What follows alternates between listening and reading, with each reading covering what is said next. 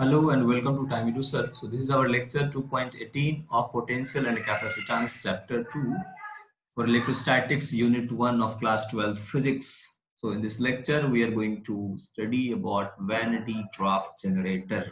Chapter में हम लोग पढ़ेंगे, इस लेक्चर में हम लोग पढ़ेंगे वैनिटी ग्राफ जनरेटर के बारे में. So let us start. तो सबसे पहले Van de Graaff generator, Robert J Van de Graaff ने वैन डी ग्राफ जनरेटर का इन्वेंशन किया था. ये देखने में कुछ इस तरीके का होता है. ये इसका प्रैक्टिकल एग्जांपल है, आप देख सकते हैं ऐसा. So this is a machine that can build up high voltage of the order of a few million volts. ये जो मशीन होता है यानी जो जनरेटर है वैनिटी ग्राफ जनरेटर, बेसिकली इसका यूज हम लोग करते हैं बहुत ही ज्यादा वोल्टेज क्रिएट करने के लिए, हाई पोटेंशियल डिफरेंस को क्रिएट करने के लिए. Okay, so the resulting large electric field, actually जब हम पोटेंशियल डिफरेंस किसी रीजन में बहुत ज्यादा यानी सरफेस के ऊपर बहुत ज्यादा पोटेंशियल डिफरेंस अगर क्रिएट करेंगे तो इसके सराउंडिंग में इलेक्ट्रिक फील्ड जो होगा वो काफी ज्यादा हो जाएगा.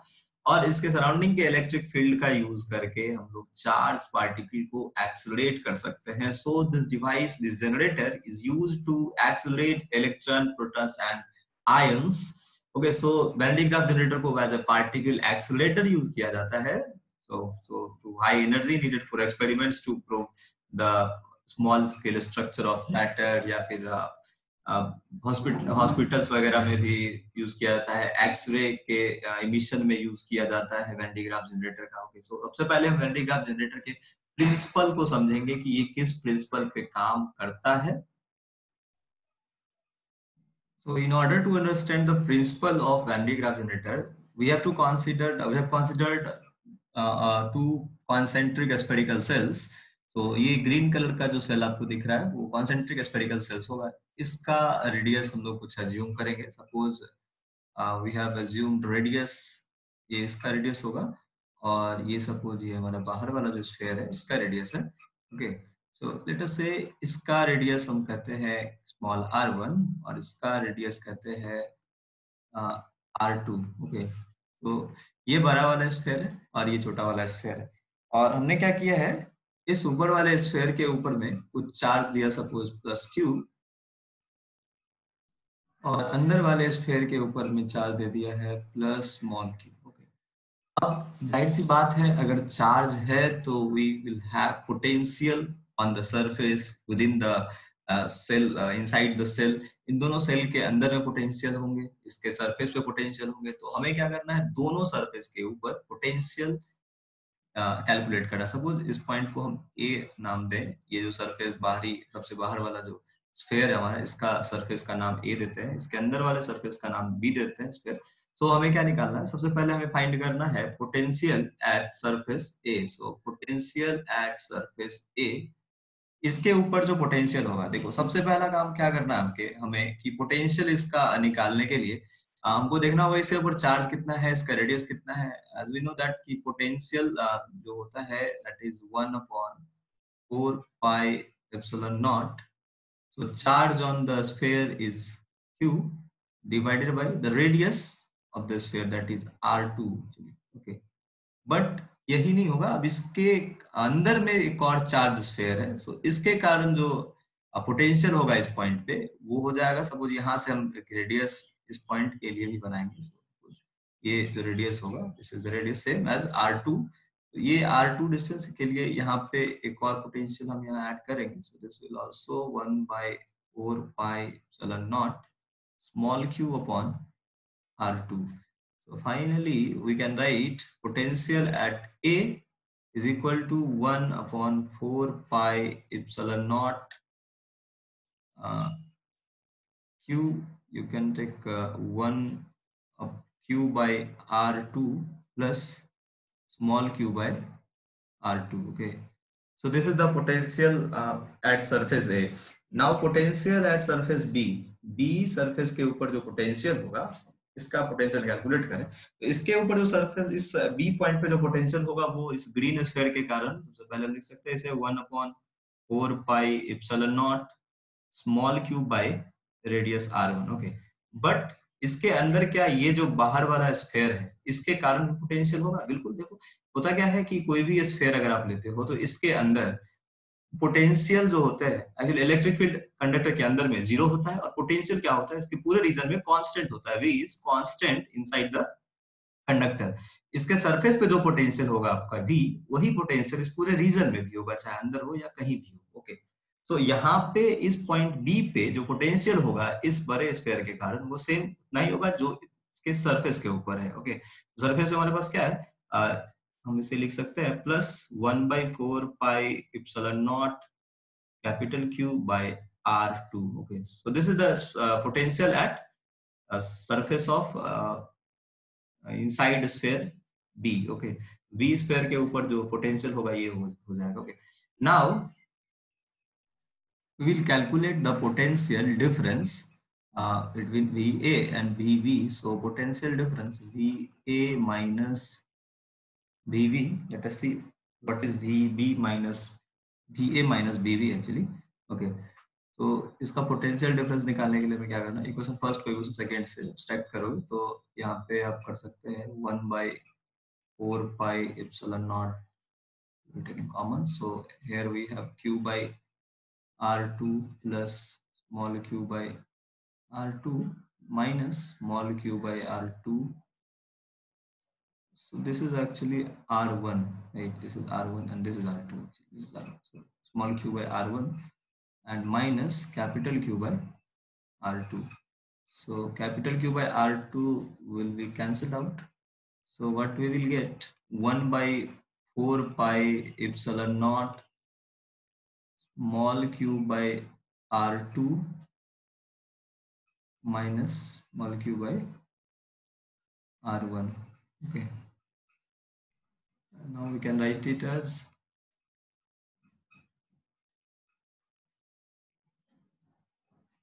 so let us write VA minus VB is equal to Q upon 4 pi epsilon naught 1 by R2 minus 1 by R1. Okay,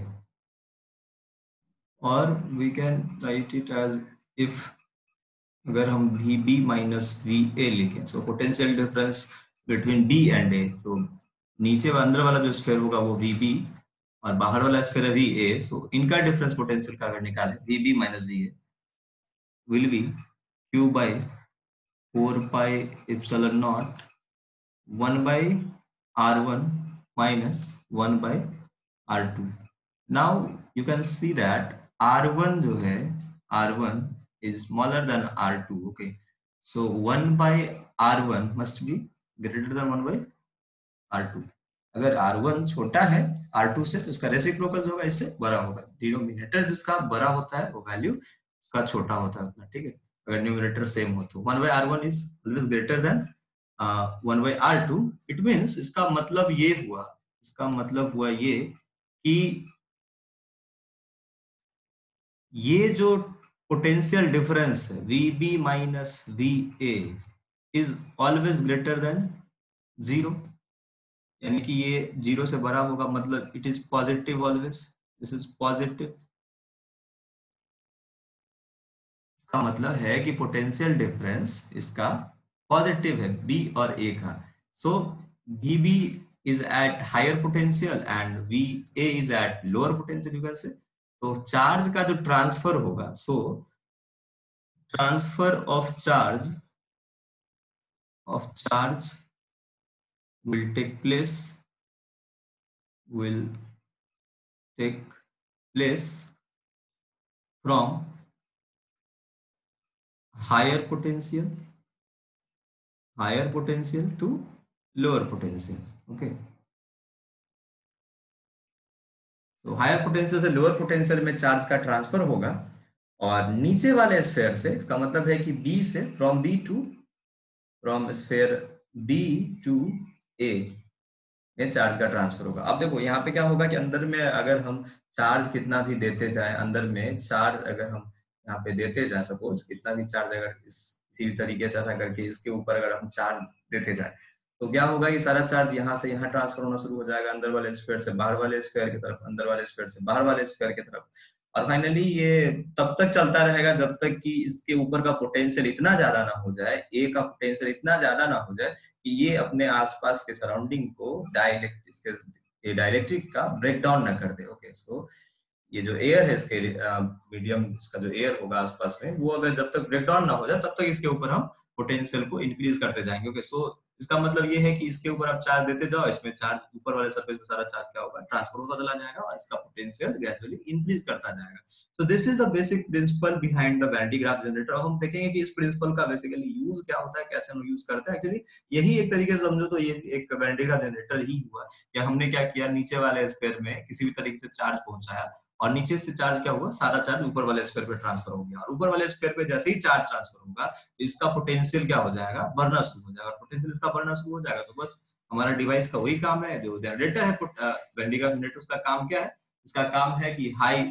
voltage potential create करना है। यहाँ पे इसके रीजन में काफी ज्यादा पोटेंशियल क्रिएट करेगा, तो देखो यहाँ पोटेंशियल ऐसे बढ़ना शुरू हो जाएगा। ओके,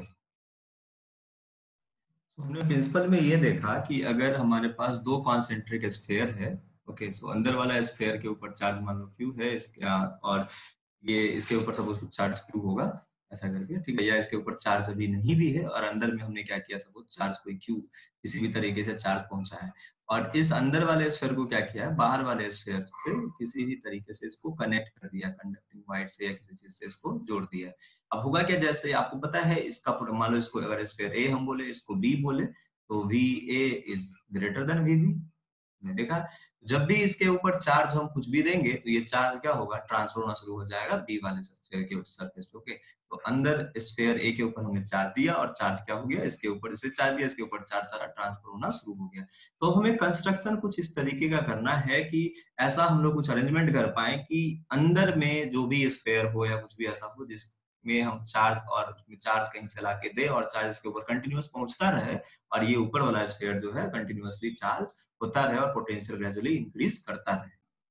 तो इसका सिंपल कंस्ट्रक्शन बनाने के लिए हमने क्या किया, एक यहाँ पे मेटल स्फीयर लिया, ये हमारा एक मेटल स्फीयर है, this is a metal sphere. इसको क्या किया, एक इंसुलेटिंग स्टैंड के ऊपर खड़ा किया है, this is insulating stand, insulating stand, और ये इसका एक बेस होगा जहाँ पे हमने इस पूरे सिस्टम को रखा है। अब इस स्फीयर के अंदर में हमने क्या किया, एक कोई फिक्स हिंज बनाया है और इसके ऊपर एक पुल्ली टाइप का या फिर एक ऐसा स्फेरिकल कुछ ऐसा चीज कनेक्ट कर दिया जिसके ऊपर एक हम कन्वेयर बेल्ट लगा पाए, ठीक है, ये एक फिक्स पॉइंट होगा। और यहाँ पे इस रीजन में कुछ ऐसा, या तो इसको हम खाली छोड़ देंगे या इस तरीके का कुछ ऐसा होल बनाएंगे जिससे हम बेल्ट को यहाँ से खींच सके। ओके, सो नेक्स्ट स्टेप क्या करेंगे हम लोग, यहाँ से एक बेल्ट, जो एक बेल्ट को यहाँ से जोड़ देंगे, इस पुल्ली को, इस पुल्ली से एक बेल्ट को जोड़ेंगे, तो ये जो बेल्ट है, तो this is insulating belt, insulating belt, ये हो गया हमारा इंसुलेटिंग बेल्ट। अब यहाँ से क्या करना है हमको, ये जो नीचे वाला रीजन है या नीचे वाला जो पुल्ली है, यहाँ से कुछ चार्ज का ऐसा व्यवस्था करना है कि हम यहाँ पे कुछ कंटिन्यूअस चार्ज डेवलप कर पाए, और इस चार्ज को हम इसके ऊपर, सपोज यहाँ पे, चलो इसके लिए हमने क्या किया है, एक ऐसा करके एक फॉर्म टाइप का ऐसा बना दिया है ताकि इससे हम चार्ज यहाँ पे दे सके, ठीक है, और इसको यहाँ से जोड़ दिया है किसी हाई पोटेंशियल सोर्स के साथ, ठीक है, तो एक पोटेंशियल सोर्स के साथ इसे कनेक्ट कर दिया है, ठीक है। So this is some potential source या वोल्टेज सोर्स है, ये पोटेंशियल सोर्स है, कोई वोल्टेज सोर्स बोल सकते हैं sir, this is a voltage source, जहां से क्या होगा, अगर ये पॉजिटिव चार्ज सोर्स है हमारा, तो यहाँ से क्या होगा कि चार्ज इसके जरिए, जैसे हम इस पोटेंशियल सोर्स को स्टार्ट करेंगे तो यहाँ से चार्ज ट्रांसफर होना शुरू होगा, और इस ये जो कॉम्ब है हमारा, इस कॉम्ब के पास चार्ज आएगा, और चार्ज जैसे ही आएगा तो ये जो इंसुलेटिंग बेल्ट है, थोड़ी देर के बाद ये चार्ज क्या होगा, जब यहाँ पे इस रीजन में इस पर्टिकुलर एरिया का जो एयर है इसमें अगर डाइलेक्ट्रिक इसका ब्रेकडाउन हो जाता है, या ऐसा हम करें इसको टच करा दें, तो चार्ज इसके ऊपर क्या होगा, इंसुलेटिंग बेल्ट के ऊपर जमा होना स्टार्ट हो जाएगा। ओके, तो इंसुलेटिंग बेल्ट के ऊपर चार्ज स्टार्ट हो जाएगा जमा होना। और अब हमें क्या करना है कि ये जो हमारा नीचे वाला पुल्ली है, नीचे वाले पुल्ली को कनेक्ट कर देना है एक मोटर के साथ। ओके, यहाँ पे इसको हमें कनेक्ट करना है एक मोटर के साथ, सपोज इसे हमने एक मोटर के साथ कनेक्ट कर दिया है, ठीक है, तो दिस इज अ मोटर, ये एक मोटर है जो कंटिन्यूस चलता रहेगा और ये मोटर क्या करेगा, इस पुली को नचाता रहेगा और पुली नचता रहेगा। ये कन्वेयर बेल्ट जो है इसके ऊपर, ये बेल्ट घूमता रहेगा। तो अब चार्ज जैसे ही इसके ऊपर देते जाओगे, ये चार्ज क्या होगा, धीरे धीरे करके ऊपर ट्रांसफर होना शुरू हो जाएगा। और चार्ज जैसे ही यहाँ पहुंचेगा, अब हमें क्या करना है, चार्ज तो इसके ऊपर आना शुरू हो जाएगा। ओके, अब क्या करना है, अब इसके जगह इस रीजन पे हमें एक और कॉम लगा देना है, टेलीकॉम, ठीक है, और इसको इससे जोड़ देना है। ओके, अब क्या होगा, जैसे ही चार्ज यहाँ पहुंचा, पॉजिटिव चार्ज यहाँ आया, तो ये क्या होगा, इसको अपनी तरफ ये ट्रैक, ये चार्ज इसके ऊपर ट्रांसफर होना शुरू हो जाएगा। और यहाँ से आपको पता है, जैसे ये हायर पोटेंशियल होगा अंदर वाला रीजन और ये बाहर का लोअर पोटेंशियल होगा, तो यहाँ से चार्ज सब ट्रांसफर इसके थ्रू होना शुरू हो जाएगा और ग्रेजुअली धीरे धीरे करके इसके सरफेस पे पोटेंशियल जनरेट होना स्टार्ट हो जाएगा। ओके, अब यहाँ पे कुछ इंपॉर्टेंट बात हम लोग डिस्कस कर लेते हैं। जैसे ये जो बेल्ट है हमारा, ये बेल्ट इंसुलेटिंग क्यों होता है, तो ये ऐसा क्वेश्चन कभी कभी आता है एग्जाम में, why this belt is insulating. अब देखो, इंसुलेटिंग अगर ना हो, अगर ये कंडक्टिंग होता, if conducting, then what will happen, charge जितना भी आप इसके ऊपर दे रहे हो, सारा चार्ज क्या होगा, इसके ऊपर यूनिफॉर्मली डिस्ट्रीब्यूट हो जाएगा और चार्ज स्टैटिक नहीं रह पाएगा, चार्ज डिस्ट्रीब्यूट हो जाएगा पूरा। तो यहाँ से हम इसको चार्ज यहाँ से हम ट्रांसफर नहीं कर पाएंगे। सो बेल्ट, ये इंसुलेटिंग बेल्ट क्या करता है, ये करता है स्टैटिक चार्ज को मूव करता है। ओके, स्टैटिक चार्ज को मूव करता है या ट्रांसपोर्ट करता है। क्योंकि हमें क्या करना है, चार्ज को यहाँ से यहाँ पहुंचाना है। अगर आप कंडक्टिंग बेल्ट लगा दोगे तो वो क्या करेगा, सारा चार्ज को एब्जॉर्ब कर लेगा, पूरे में फैल जाएगा चार्ज, तो यहाँ पे चार्ज उस तरीके से पहुंच नहीं पाएगा, है ना। तो दैट्स वाई कि इंसुलेटिंग बेल्ट लगाने से होगा क्या, कि चार्ज जो भी आप इसके ऊपर रखोगे, जितना सरफेस है, सरफेस के ऊपर जो भी चार्ज आया, ये यहीं पे रहेगा, चार्ज फैलेगा नहीं, डिस्ट्रीब्यूट नहीं होगा पूरे सरफेस में, क्योंकि कंडक्टर नहीं है। और जो भी चार्ज आप यहाँ दोगे, चुपचाप ये चार्ज यहाँ से यहाँ चला जाएगा और ये कंडक्टिंग बेल्ट, ये जो हमारा कॉम है, ये क्या करेगा, चार्ज को अपनी तरफ बाहर वाले सरफेस में ट्रांसफर कर देगा। ओके, तो हमने भी कंस्ट्रक्शन देखा, अब इसके वर्किंग पे थोड़ा सा एक क्लोज लुक डालें, ठीक है, और आपको क्लियरली समझ में आ जाएगा कि ये कैसे काम करता है। ये आपके सामने एक एनिमेटेड वेंडिग्राफ जनरेटर दिख रहा होगा। देखो यहाँ पे क्या है कि आप देख रहे हो, ये जो नीचे वाला रोटर है, इसे रोटेट कर रहा है और ये बेल्ट को क्या कर रहा है, घुमा रहा है। और ऊपर वाले स्फीयर को हमने क्या किया, नीचे वाले एक पुली से कनेक्ट कर दिया है, टेलीकॉम से। और जैसे ही हम यहाँ पे चार्ज ट्रांसफर देना शुरू करते हैं, और ये क्या करता है, पॉजिटिव चार्ज इसके ऊपर देना स्टार्ट कर देता है, पॉजिटिव चार्ज को नीचे से ऊपर पहुंचाता है। और ये जो पुली है, ऊपर वाला पुली, वो क्या करता है, अपर वाले स्फीयर के ऊपर चार्ज को ट्रांसफर कर देता है। अब इसको और बेहतर तरीके से समझने के लिए हम लोग एनिमेशन से और बेहतर तरीके से हम इसे समझ पाएंगे। तो अभी आपके सामने स्क्रीन पे एक दिख रहा है कि बाहर एक स्फीयर है, अंदर में एक स्फीयर है, दो कॉन्सेंट्रिक स्फीयर है। अंदर वाले स्फीयर को हमने कुछ चार्ज दिया है और ग्रेजुअली क्या होगा, चार्ज अंदर वाले स्फीयर वो अगर हम बाहर वाले स्फीयर से कनेक्ट करेंगे, तो जो कि अंदर हायर पोटेंशियल चार्ज सारा क्या होगा, अपर सरफेस के ऊपर जाके ट्रांसफर हो जाएगा। ओके, ग्रेजुअली ये सीन चलता रहेगा। अगर अंदर हम चार्ज को बढ़ाते जाए, चार्ज देते जाए, तो वो कंटिन्यूस चलता रहेगा। तो इसके कंस्ट्रक्शन के लिए हमें क्या करना होता है, एक मोटर लेना होता है, एक बेल्ट लेना होता है। बेल्ट के साथ दो पुली लगा देना है, एक पुली को मोटर से कनेक्ट कर देना है और अपर पुली को क्या करना है, एक स्फेरिकल सेल के अंदर में डालना है और स्फेरिकल सेल को कनेक्ट कर देना है कॉम से। तो उससे पहले नीचे वाले पुली को कनेक्ट करेंगे कॉम के साथ, जो कि चार्ज ट्रांसफर करने का काम करेगा, चार्ज देने का काम करेगा, और इसके साथ एक पोटेंशियल सोर्स जनरेट करेंगे। और साथ में अभी ऊपर वाले सरफेस पे आप देख रहे हैं कि ये जो कॉम है, ये कॉम कनेक्टेड रहेगा बाहर वाले स्फीयर से, और यहाँ पे जैसे ही नीचे से चार्ज आएगा, और ये क्या करेगा, ऊपर वाले सरफेस के ऊपर चार्ज को ट्रांसफर करना स्टार्ट कर देगा। ओके, सो अब जैसे ही मोटर हम यहाँ पे स्टार्ट करेंगे, तो मोटर क्या करेगा, इस पुली को घुमाना स्टार्ट करेगा और पुली से ये बेल्ट हमारा घूमना स्टार्ट होगा। और इस बेल्ट के ऊपर जो साथ में जो लगा हुआ हमारा कॉम है, कॉम के ऊपर जैसे ही हम चार्ज देंगे, चार्ज क्या होगा, चार्ज धीरे धीरे करके ऊपर जाना स्टार्ट हो जाएगा। ओके, और चार्ज जैसे ही ऊपर जाना स्टार्ट होगा, और हम देख रहे हैं यहाँ अपर कॉम जो है, ये कॉम क्या करेगा, चार्ज को बाहर वाले स्फीयर की तरफ भेजना स्टार्ट कर देगा। So you can see how charge is getting distributed on the upper sphere. इस तरीके से क्या होगा, इसके सरफेस के ऊपर हायर चार्ज डेवलप होना शुरू हो जाएगा, और जब चार्ज ज्यादा डेवलप होगा, तो इसका पोटेंशियल नेचुरली बढ़ना शुरू हो जाएगा, पोटेंशियल बढ़ना शुरू हो जाएगा, तो हाई पोटेंशियल सोर्स मिल जाएगा हमें, एक हाई वोल्टेज सोर्स मिल जाएगा। और इससे हम क्या कर सकते हैं, बहुत सारा काम कर सकते हैं। जो हैंडीक्राफ्ट जनरेटर का यूज होता है वो हम कर सकते हैं, मतलब इसको पार्टिकल एक्सीलरेटर की तरह आप यूज करिए, या इसको आप हाई पोटेंशियल सोर्स की तरह यूज करिए।